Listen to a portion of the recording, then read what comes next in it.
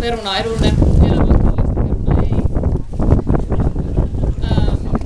Se on terveellistä, se on perusruokaa, perusruokavalion kulmakivi, mutta se sopii myös erityisruokavalioihin. Se on maidoton, se on gluteeniton, sopii laihduttajille, koska siinä ei ole paljon rasvaa.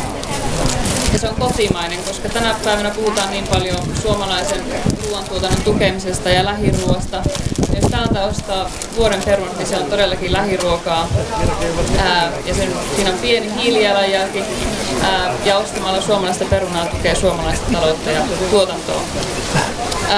Sitten jos puhutaan tästä niin kuin Tyrnävästä ja perunasta ja miten niin voi markkinoida Tyrnävää perunoiden avulla, niin inspiroidun tässä on käynyt Englannin kanallisaarilla Jerseyssä ja siellä puhutaan Jersey Royals perunoista.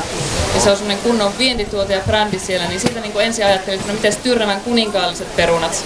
Sitten mä ajattelin, että no meillä ei ole kuitenkaan kuningasta, niin mä ajattelin, että Tyrnävän keisariperunat. Että jos tätä brändiä lähtisi viemään eteenpäin.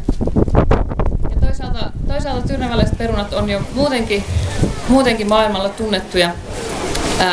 Haluan vielä loppuun kertoa tarina. Mulla on englantilainen ystävä, joka oli Pietarissa teehuoneessa ja kuuli siinä vieressä puhuttiin suomea. Vaikka hän on englantilainen, niin ymmärsi, että siinä puhutaan suomea ja alkoi juttelemaan. Siinä toinen sitten oli Oulusta ja hän sitten kysyi, että no tiedättekö te sen Matiolin perunan?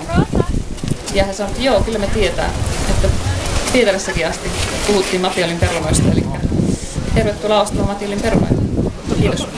Kiitos! Aplodit!